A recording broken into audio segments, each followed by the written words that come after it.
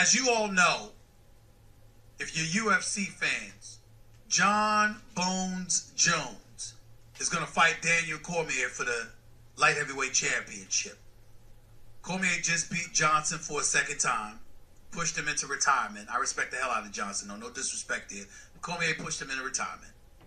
John Bones Jones, as you know, had to deal with a suspension and ultimate rehab because he tested positive for drug use. He beat Cormier decisively, 5-round bout. I think it was more so than a year and a half ago. They were supposed to have a rematch. And then John Bones Jones came back with a positive test, had a tearful mea culpa, said he didn't understand where the positive test came from, etc. And even though these guys clearly dislike each other, do not like each other at all, and you can't find a bigger John Bones Jones fan than me, I'm here to tell you, excuse me, I gotta be honest with you. My respect for Daniel Cormier was always there, because I respect fighters who take their craft seriously anyway. But just as a human being, I can't say enough about Daniel Cormier. Because as much as they dislike each other and have such disdain for one another, when the fight got essentially canceled and Daniel Cormier had to end up going against Anderson Silva, who was a last-minute replacement, Daniel Cormier could have called out John Bones Jones. He could have eviscerated him and did no such thing. He was so classy. And that, I mean, who knows how much money that cost him? He really could have eviscerated John Bones Jones. And he didn't. Well, now here they are again in this pre-fight hype. I want y'all to listen to this exchange between John Bones Jones and Daniel Cormier. I'm here to tell you, you're not going to believe what John Bones Jones had to say. Take it away, Nuno. I beat you after a weekend of cocaine. And prostitutes.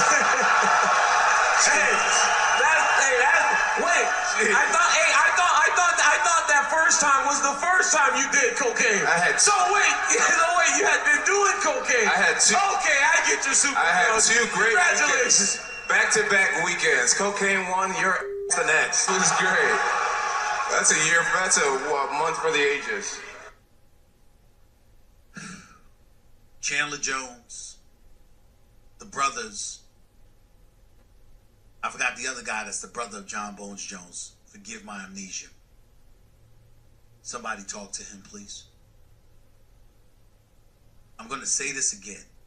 I've met John Bones Jones on a few occasions. I am a huge, huge fan of his. I understand this is a pugilistic sport and you say stuff sometimes. I get that. But do we really need to hear you publicly acknowledging in a very fun, laughing way that you went into a fight days removed from using cocaine? How does that help you? How does that help your family? How does that help your image? How does that help the UFC? How? Let's say for the sake of argument that he was just bloviating and he wasn't telling the truth. People are still going to believe that about you because that's what they want to believe. And if it was true, now it brings in the question, correct me if I'm wrong, Nuno, Cat, Jonathan, now it's going to bring in the question of UFC, and why the hell didn't they test you before your first fight versus Daniel Cormier, which you said you beat him fresh off of cocaine? Why would you do that? Why? John Bones Jones, please. Why would you do that? I am asking the family of John Bones Jones to huddle with your brother. If you have sisters, huddle with your brother. Have her huddle with him too. Your mama's still around. Have her huddle. Somebody talk to him.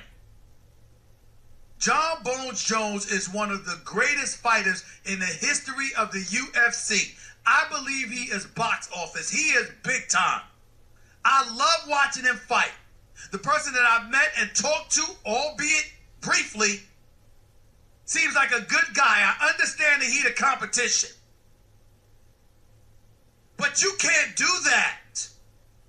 You can't go on in front of the public like that and talk about how you on cocaine when you beat somebody and expect people want to pay to watch you fight. You can't do that. You just can't. Daniel Cormier laughed it off and played it off well because he's trying to get this fight again, plus he's trying to have it promoted. Let me be clear. I can't say enough about Daniel Cormier and the class he showed when John Bones Jones had to back out of the fight because of the positive test. This man could have kicked John Bones Jones while he was down and didn't do it. And on top of it all, he's a commentator for Fox. It does a hell of a job doing that. I love me some John Bones Jones. I really, really do. But it's pretty damn difficult to root against the Daniel Cormier when you see the class and the professionalism that he shows. John Bones Jones, Stephen A. Smith loves you, bro. You have got to get it together.